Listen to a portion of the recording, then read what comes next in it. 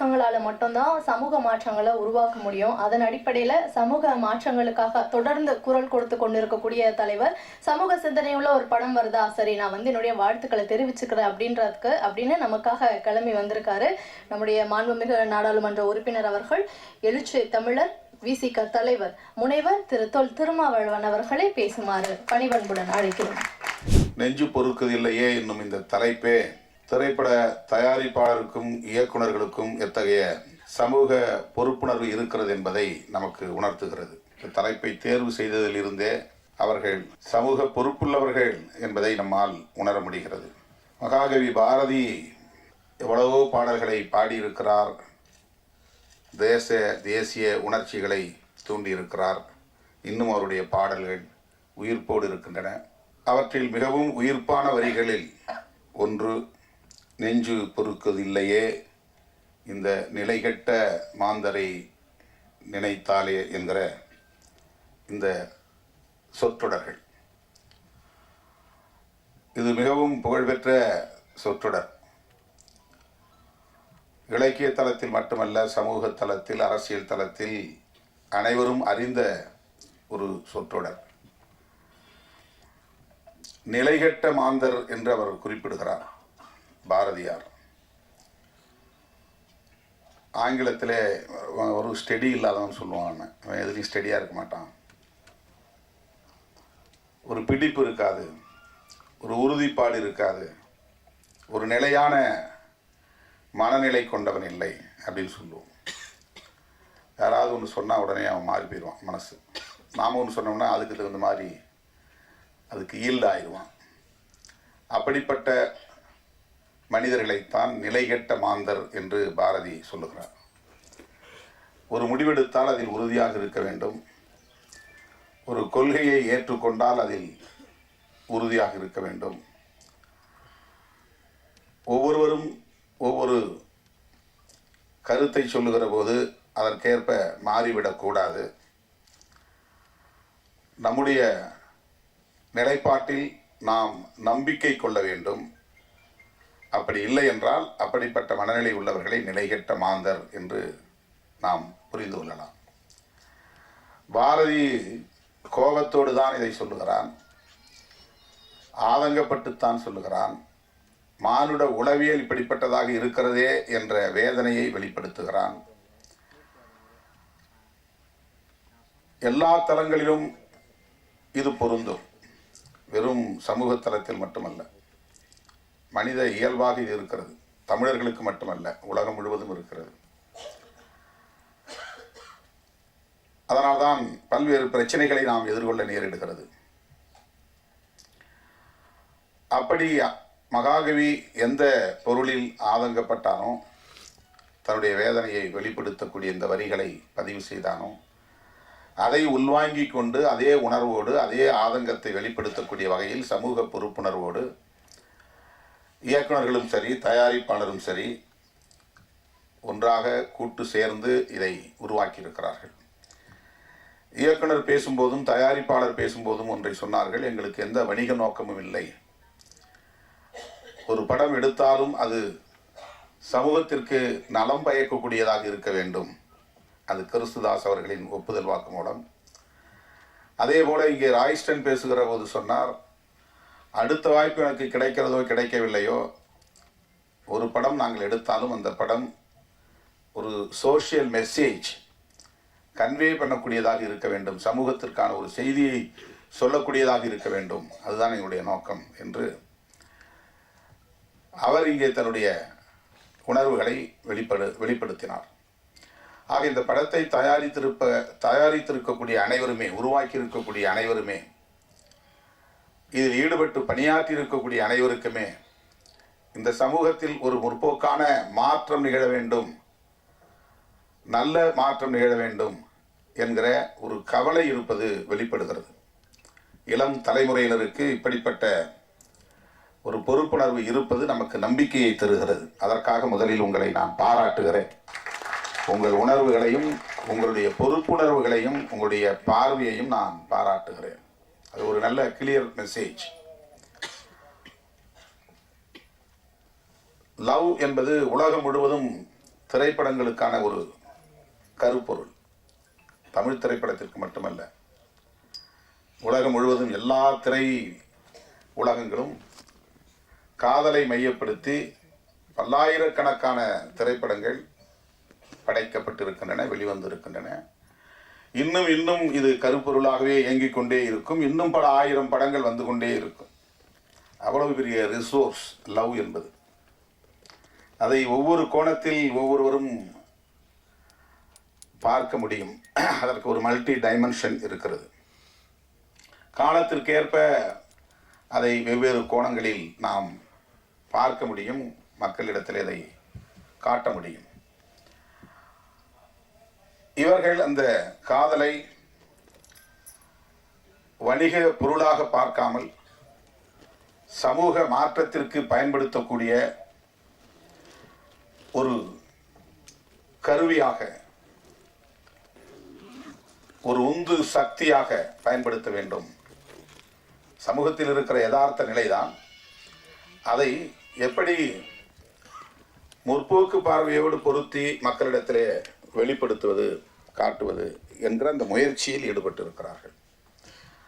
காதல் மனிதன் தோன்றிய காலத்திலிருந்து இருக்கிறது.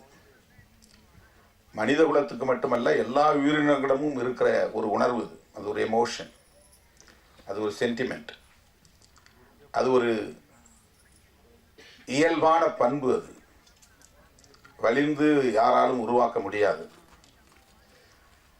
காய் எப்படி கனிகிறது, அது ஒரு இயல்பான பண்பு, அதுதான் இயங்கியல். அதை போல காதல் என்பதும் ஒரு இயங்கியல் பண்பு. அது ஒரு டயலெக்டிக் கேரக்டர். அது யாரும் ஆர்டிஃபிஷியலாக உருவாக்க முடியாது. ஒருத்தர் நல்லா நீட்டாக ட்ரெஸ் பண்ணிட்டானாக்கா அவன் உடனே காதலிக்கப்படுவான்னு அர்த்தம் கிடையாது. ஒரு பெண் நல்ல அழகாக தன்னை தோற்றப்படுத்திக் கொள்கிறாள் என்பதனால் அவளை எல்லோரும் காதலிப்பார்கள் என்று பொருள் அல்ல.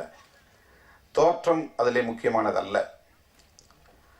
காதல் என்பது மிகவும் ஆழமான ஒரு உணர்வு, நுட்பமான ஒரு உணர்வு. அது ஒரு இயங்கியல் பண்பு. ஆனால் அது எத்தகைய பிரச்சனைகளை சமூகத்தில் ஏற்படுத்துகிறது, எத்தகைய தாக்கத்தை ஏற்படுத்துகிறது. காதலிக்கிற போது என்ன பிரச்சனைகள், காதலித்த பிறகு, திருமணம் நடந்த பிறகு என்னென்ன பிரச்சனைகள், இவை எதன் பின்னணியில் நிகழ்கின்றன, இவற்றை நம்மால் தொகுத்து பார்க்க முடியாது. நாம் பிரச்சனைகளுக்குள்ளேயே ஓடிக்கொண்டிருப்போம். கலைஞர்களால் தான், படைப்பாளர்களால் தான் வெளியிலிருந்து அதை நுட்பமாக கவனித்து அதை எந்த கோணத்தில் மக்களிடத்திலே உருவகப்படுத்தி காட்ட முடியும் என்கிற ஆற்றல் உண்டு. அப்படித்தான் இன்றைக்கு இயக்குனர்கள் இதை போஸ்ட் மேரேஜ் என்கிற அடிப்படையிலே, காதலுக்கு பிறகு, திருமணத்திற்கு பிறகு அவர்கள் எதிர்கொள்ளக்கூடிய ஒரு சமூக பிரச்சனையை மையப்படுத்தி, எல்லோரும் ஏற்கனவே பேசியிருக்கிறார்கள் என்றாலும் கூட ஆணவ கொலைகள் குறித்து நாங்கள் ஒரு புதிய கோணத்தில் இதை மக்களுக்கு சொல்ல விரும்புகிறோம். அதுதான் இந்த படம் என்று குறிப்பிட்டிருக்கிறார்கள். படம் பார்த்த பிறகுதான் நமக்கு தெரியும். இதை ஆணவ கொலை என்று நாம் சொல்லுகிறோம். ஆங்கிலத்தில் ஹானர் கில்லிங் என்று சொல்லுகிறார்கள். ஹானர் என்பது கௌரவம் என்று தமிழ்படுத்துகிறோம். அதனால் கௌரவ கொலைகள் என்று நீண்ட காலம் சொல்லப்பட்டு வந்தது. இதில் என்ன கௌரவம் இருக்கிறது? இப்போ நான் முதலில் இதை பற்றி எழுதுகிற போது இதை வரட்டு கௌரவ கொலைகள் என்று எழுதினேன். இது கௌரவ கொலைகள் இல்லை, வரட்டு கௌரவ கொலைகள், அப்படிதான் நான் அதை எழுதிக்கிட்டு இருந்தேன். இந்த ஃபால்ஸ் ப்ரெஸ்டீஜ், இது வரட்டுத்தனமான ஒரு கௌரவம். நான் பெற்ற பிள்ளையை விட 10 மாதம் சுமந்து ஈன்றெடுத்து பாலூட்டி தாளாட்டி சீராட்டி வளர்த்த பிள்ளையை சாதிக்காக, சமூகத்திற்காக அவன் என்ன நினைப்பானோ, இவன் என்ன நினைப்பானோ, ஊர் என்ன சொல்லுமோ என்று உருவாக்கி வைத்திருக்கிற ஒரு ஈகோ பெற்ற பிள்ளையை கூட கொடூரமாக படுகொலை செய்யக்கூடிய அளவுக்கு உந்தி தள்ளுகிறது. அந்த கௌரவம் எப்படி சரியான கௌரவமாக இருக்க முடியும்? எனவே அது ஃபால்ஸ் ப்ரெஸ்டீஜ். அது ஒரு வரட்டு கௌரவம். வரட்டு கௌரவத்திற்காக பெற்ற பிள்ளைகளை கூட படுகொலை செய்கிறார்களே என்கிற ஒரு வழி நமக்கு இருக்கிறது. அதை ஆணவ கொலை என்று இப்போது அழைக்கிறோம். விடுதலை சிறுத்தைகளின் பொதுச் செயலாளர் ரவிக்குமார் இந்த சொல்லாடலை முதலில் பயன்படுத்தினார். இன்றைக்கு எல்லோரும் நாம் பயன்படுத்துகிறோம். ஆணவ கொலை. கொலை பல வகை இருக்கிறது. மெர்சி கில்லிங் இருக்கிறது, கருணை கொலை இருக்கிறது. 100 வயசு ஆகி போச்சு, ஆனால் சாக மாட்டேங்கிறார். அவரால் எழுந்திருக்க முடியல, படுக்கையிலே மலஜலம் கழிக்கிறார், சுத்தம் செய்ய முடியல, உணவும் சரியாக உள்வாங்கலை, ஆனால் உயிர் கிடக்கு. அந்த காலத்தில் இந்த மாதிரி இருக்கிறவங்கள முதுமக்கள் தாழின்னு ஒன்று கண்டுபிடிச்சு பெரிய பானைக்குள்ளே அவங்கள உயிரோடு வச்சு அப்படியே மண்ணுக்குள்ளே புதைச்சிருவாங்க. கருணை கொலை அது. ஏன்னா அவங்க சாக மாட்டாங்க, இயற்கையாக சாக மாட்டாங்க. அப்போல்லாம் இந்த மாதிரி ஊசி போட்டு கொள்வது, மருந்து கொடுத்து கொள்றதும் இல்லை. உயிரோடு இருப்பாங்க, ஆனால் ஒரு பானைக்குள்ளே வச்சு மூடிடுவாங்க. இன்றைக்கும் கிராமப்புறங்களில் வந்து ஒரு கருவாட்டு இந்த காட்டுக்கருவைன்னு நாம் சொல்லுவோம். இந்த பக்கத்தில் என்ன சொல்கிறேன்னு தெரியல, சீமை வேலை, சீமைக்கருவை. அந்த காயை அரைச்சி தலையில் தடவினாங்கன்னா கொஞ்சம் நேரத்தில் ஒரு 2 மணி நேரத்தில் அவங்க ஜன்னி மாதிரி பிடிச்சி இறந்துருவாங்க. ஏன்னா அவங்க சாக 90 வயசாச்சு, 100 வயசாச்சு, ஒன்றுமே பண்ண முடியல, அவங்கள வச்சு பராமரிக்க முடியல. சில பேர் வந்து அதை விட ரொம்ப இளம் வயதிலே கூட அவங்கள மெயின்டைன் பண்ண முடியாது. ஏன்னா மனநலம் பாதிக்கப்பட்டிருப்பாங்க. அவங்களுக்கு வந்து ரொம்ப டிஃப்ரெண்ட்லி ஏபிள்டாக இருப்பாங்க, மெயின்டைன் பண்ண முடியாது, பராமரிக்க முடியாது. அதை மெர்சி கில்லிங் அப்படின்னு சொல்கிறாங்க, கருணை கொலை. இது வந்து ஆனர் கில்லிங். மெர்சி கில்லிங் என்பது இன்றைக்கு உலகம் முழுவதும் இருக்கிறது. ஆனர் கில்லிங் என்பது உலகம் முழுவதும் இருக்கிறதா என்றால், முற்போக்கு சிந்தனைகள் வளர்ந்து சமூகத்தில் ஆண் பெண் இருவரும் சமம் என்கிற ஜெண்டர் ஈக்குவாலிட்டி வளர்ந்திருக்கிற சமூகத்தில் இது கிடையாது. ஜெண்டர் ஈக்குவாலிட்டி உள்ள சமூகத்தில் இது கிடையாது. 2 பேரும் படிக்கிறோம், 2 பேரும் வேலைக்கு போகிறோம், 2 பேரும் சம்பாதிக்கிறோம் என்று எந்த சமூகத்தில் ஆண் பெண் பாகுபாடு இல்லாமல் இருக்கிறதோ அந்த பாகுபாடு இல்லாத சமூகத்தில் ஆணர் கில்லிங் கிடையாது. இங்க இன்ஃபான்டிசைடு இருக்கு, சிசு கொலை. கருவறையிலே கொலை செய்யக்கூடிய நிலை இருக்கு. வயிற்றில் இருக்கும்போதே அபார்ஷன் பண்ற நிலை இருக்கு. பெண் குழந்தையா இருந்தா, பெண் குழந்தைகளை வயிற்றில் இருக்கும்போதே கண்டுபிடிச்சு கொண்டுடுறாங்க. பிறந்த உடனேயே கள்ளிப்பால் ஊற்றி படுகொலை செஞ்சிடறாங்க. சிசு கொலை.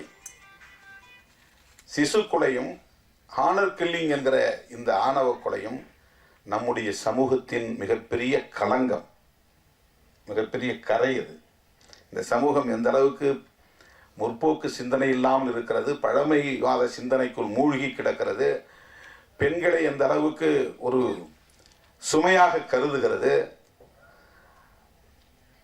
ஆணாதிக்கம் இந்த அளவுக்கு இங்கே மேலோங்கி இருக்கிறது, இது போன்ற மூட நம்பிக்கைகள் எந்த அளவுக்கு இங்கே மலிந்து கிடக்கிறது என்பதற்கு இந்த 2ம் சான்று. ஆனர் கில்லிங் என்கிற ஆணவ கொலையும் சிசு கொலையும் என்னுடைய அனுபவத்திலிருந்து சொல்லுகிறேன், இந்தியாவில் தான் அதிகம். வேற எங்கேயும் இருக்கிறதா எனக்கு தெரியல.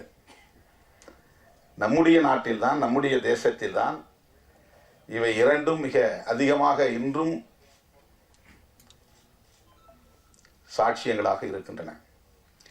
இப்போ இந்த 2ஐயும் நாம் அழித்தொழிக்க வேண்டும், துடைத்தெறிய வேண்டும். இப்போ ஜெண்டர் ஈக்குவாலிட்டி என்கிற ஒரு விழிப்புணர்வு நமக்கு தேவை. இப்போ லவ் சப்ஜெக்டை பேசுகிற போது இப்போ அவர் அண்ணன் கலைப்புலி சேகர் ரொம்ப அருமையான ஒரு கருத்தை சொன்னார். எனக்கு 44 வயசு, நான் 44 வயசில் ஒரு ஹீரோவாக நடித்தேன். இப்போ என்னுடைய வயதுக்கு தகுந்த மாதிரி தான் நான் வந்து படத்தில் கூட என்னை தோற்றப்படுத்தணும். இப்போ நான் வந்து எனக்கு இணையாக நடித்த நாயகியை நான் தொடவே இல்லை, தாலி கட்டினதோட சரி. இது என்னென்னா, பெண்களை எப்படி மதிக்கிறோங்கிற ஒரு உணர்வை வெளிப்படுத்தக்கூடிய ஒரு சான்று, அந்த அந்த அந்த புரிதல். இதுதான் ஜெண்டர் ஈக்குவாலிட்டிக்கான மிக முக்கியமான ஒரு புள்ளி. அது பெண்களை வெறும் கமாடிட்டியாக பார்க்கக்கூடாது, ஒரு கமர்ஷியல் கமாடிட்டியாக பார்க்கக்கூடாது. அவங்கள ரொம்ப செக்ஸியாக காட்டி படத்தை நல்லா விலை போக வச்சிடலாம் அப்படின்னு ஒரு தயாரிப்பாளரோ ஒரு இயக்குனரோ பார்க்கக்கூடாது. கதாநாயகனுக்கு இணையானவர்கள் தான் கதாநாயகிகளும். 2 பேருக்கும் ஒரே மாதிரி உணர்வு தான். ரெண்டு பேருக்கும் ஒரே மாதிரியான சென்டிமெண்ட்ஸ், ரெண்டு பேருக்கும் ஒரே மாதிரியான டிக்னிட்டி சமூகத்தில் இருக்குது. இப்போ அதை வந்து நாம் மதிக்கணும். எந்த சமூகத்தில் ஜெண்டர் ஈக்குவாலிட்டி இல்லையோ அந்த சமூகத்தில் இந்த ஆனர் கில்லிங்கும் இருக்கும், ஆணவ கொலையும் இருக்கும், சிசு கொலையும் இருக்கும். இப்போ இதை வந்து நம்ம விவாதிக்க வேண்டியிருக்கிறது, பேச வேண்டியிருக்கிறது, உரையாடலுக்கு உட்படுத்த வேண்டியிருக்கிறது. அதான் ஏற்கனவே நிறைய பேர் ஆனர் கில்லிங்கை பற்றி படம் எடுத்துட்டாங்களே, மறுபடியும் எதுக்குன்னு. இன்னும் நூற்றுக்கணக்கான திரைப்படங்கள் தேவைப்படுகின்றன இந்த உரையாடல்களை நிகழ்த்துவதற்கு. வெவ்வேறு ஆங்கிளில், வெவ்வேறு கோணங்களில் இதை வந்து நம்ம பேச வேண்டியிருக்கிறது. இதில் என்ன, ஏன் இதை வந்து நாம் வந்து வேண்டாம்னு சொல்கிறோம்? இப்போ பெற்றவங்களை கேட்டால் அவங்க சைட்லேருந்து இப்படி திரைப்படங்களுக்கு சொல்கிறவங்க இருக்காங்க, நீ பெண்ணை பெற்றுப்பாரு, வளர்த்துப்பாரு, அப்போ தான் உனக்கு தெரியும். யாரும் அப்படிலாம் நினச்சி இந்த பெண்ணை காதலிச்சா அவங்க வீட்டு சொத்தை அள்ளிட்டு போகலாம், அந்த பெண்ணை காதலிச்சா சாதியை ஒழிச்சலாம், அப்படிலாம் யாரும் பண்ணுறது கிடையாது. அப்படிலாம் பண்ண முடியாது. அதெல்லாம் ரொம்ப கற்பிதம். அது கற்பிதம். காதல் இயல்பாக தோன்றுகிறது, ஆனால் அதுக்கு நம்மளால் ஏற்றுக்கொள்ள முடியாது. ஏற்றுக்கொள்ள முடியாமல் இருக்கிறது காரணம் ஏற்கனவே இங்கே இருக்கக்கூடிய சோசியல் ஸ்ட்ரக்சர், சமூக கட்டமைப்பு. ஒவ்வொருத்தருக்கும் ஒவ்வொரு விதமான ஒரு கௌரவம் இங்கே நம்ம பிறக்கிறது முன்னாடியே இங்கே கட்டமைச்சிருக்கிறாங்க. நாம் யாரும் விண்ணப்பம் போட்டு இந்த சாதிக்குள்ள இந்த அப்பாவுக்கும் இந்த அம்மாவுக்கும் பிறக்கணும்னு நம்ம பிறக்கலை. நம்ம ஒரு சிசுவாக பிறக்கிறோம், இந்த சமூகம் முத்திரை குத்துது. பிறந்த உடனே ஒரு பிராண்ட், இவன் இந்த ஏரியாவில் பிறந்திருக்கிறான், அவன் என்ன சமூகத்தில் பிறந்திருக்கான், நீ இந்த சமூகம் தான். அவன் விருப்பம் இல்லாமலே அவனுக்கு ஒரு முத்திரை இந்த சமூகம் குத்துகிறது, இந்த சாதி என்று முத்திரை குத்துகிறது. இப்போ சாதி தொடர்பான ஒரு கௌரவம் இங்கே, ஒரு வரட்டு கௌரவம் இங்கே கட்டமைக்கப்பட்டிருக்கு. இப்போ அது உடையாமல் வந்து இதெல்லாம் தடுக்க முடியாது. அவங்களுக்கு ஒரு சோஷியல் இன்செக்யூரிட்டி இருக்குது. அவங்க என்ன நினைக்கிறாங்க, வேலைக்கு போகிறதாலும் குழைச்சி பழைக்கக்கூடியவங்களாக இருந்தாலும் பக்கத்தில் இருக்கிறவங்க, அக்கத்தில் இருக்கிறவங்க நம்ம குடும்பத்தை கேவலமாக பேசுவாங்களே அப்படின்னு அவங்க ஃபீல் பண்ணுறாங்க. அவங்க ஏன் பெத்த பிள்ளையை கொள்ள வேண்டிய தேவை இருக்குது, ஏன் தேடிக்கிட்டு போய் கூலிப்படையை வச்சு கொலை செய்கிறாங்க? அவங்க மத்தியில் உருவாக்கி வைத்திருக்கிற ஒரு பிரம்மை, சாதி தொடர்பான, சமூகம் தொடர்பான, குடும்பம் தொடர்பாக இந்த சமூகம் ஏற்கனவே ஒன்றை உருவாக்கி வைத்திருக்கிறது, கட்டமைத்து வைத்திருக்கிறது. அது அவங்களுக்கு ஒரு இன்செக்யூர் ஃபீலிங், ஒரு பாதுகாப்பற்ற உணர்வை தருகிறது.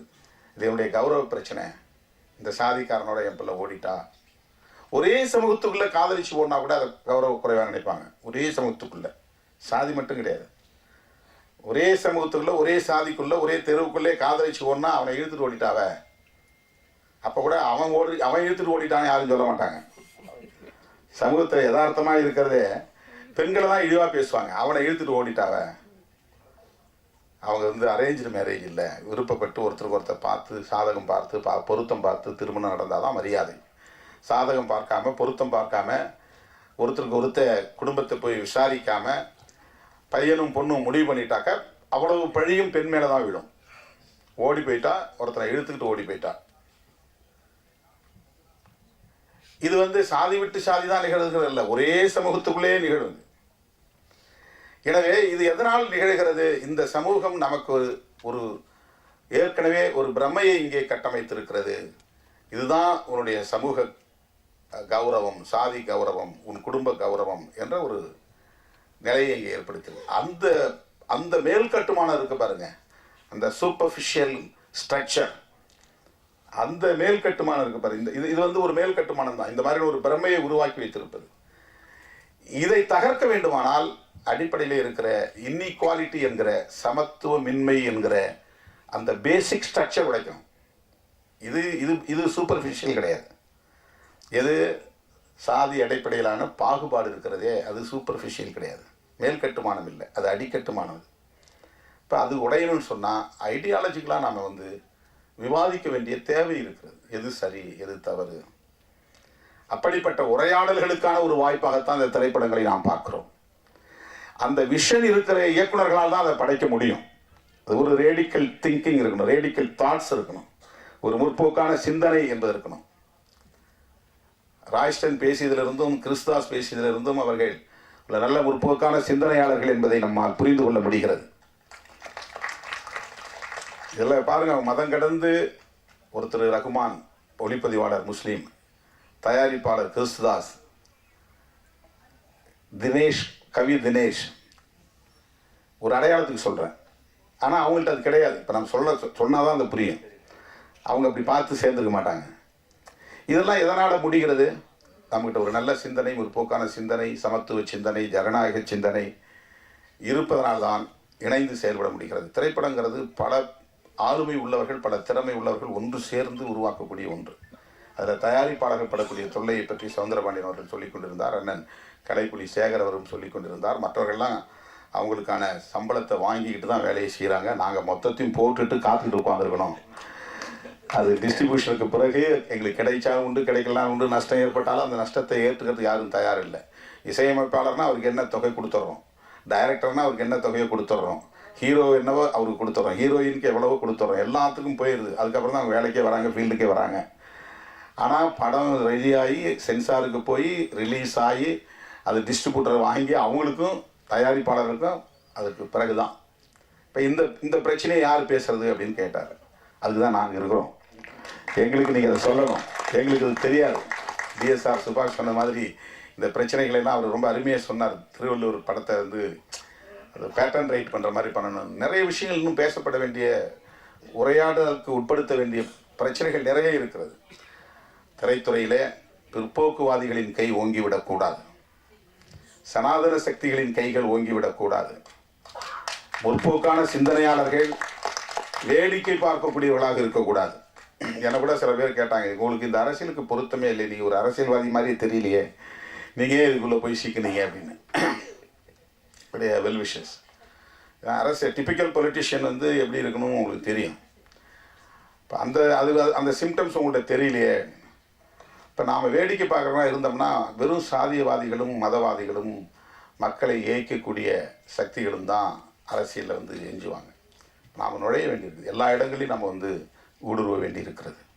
அரசியல் தளமாக இருந்தாலும், கலை உலகமாக இருந்தாலும், எல்லா இடங்களிலும் ஜனநாயக சக்திகளின் கைகள் ஓங்க வேண்டும். முற்போக்கு சிந்தனையாளர்கள் இங்கே இயக்குநர்களாக, தயாரிப்பாளர்களாக, ஒளிப்பதிவாளர்களாக, இசையமைப்பாளர்களாக, கதாநாயகர்களாக, கதாநாயகிகளாக வர வேண்டும். எங்கள் ஊருக்காரர் தம்பி சுதர்ஷன், திட்டக்குடிக்காரர், முதல் படம் இங்கே இசையமைத்திருக்கிறார் என்று அறிமுகமானார். அவருக்கு என்னுடைய வாழ்த்துக்கள். நான் அந்த ஊரில் தான் படிச்சிருக்கேன். எங்கள் ஊர்லேருந்து ஏற்கனவே இன்னொரு லப்பர் பந்துன்னு ஒரு திரைப்படத்தை ஒரு இயக்குனர் உருவாக்கியிருக்கிறார். அவரும் திட்டக்குடிக்காரர். ரொம்ப மகிழ்ச்சியாக இருக்கிறது. இந்த திரைப்படம் நல்ல சிந்தனை உள்ளவர்களால் உருவாக்கப்பட்டிருப்பதனால் மக்களிடையே மிகப்பெரிய வரவேற்பை பெறும், வெற்றி பெறும் என்று நான் நம்புகிறேன், நெஞ்சார வாழ்த்துகிறேன். இந்த படம் சமூக தளத்திலும், பண்பாட்டு தளத்திலும், அரசியல் தளத்திலும் ஒரு நல்ல தாக்கத்தை ஏற்படுத்தும் என்று நம்பிக்கையோடு வாழ்த்தி வாய்ப்புக்கு நன்றி கூறி முடிக்கிறேன். நன்றி, வணக்கம்.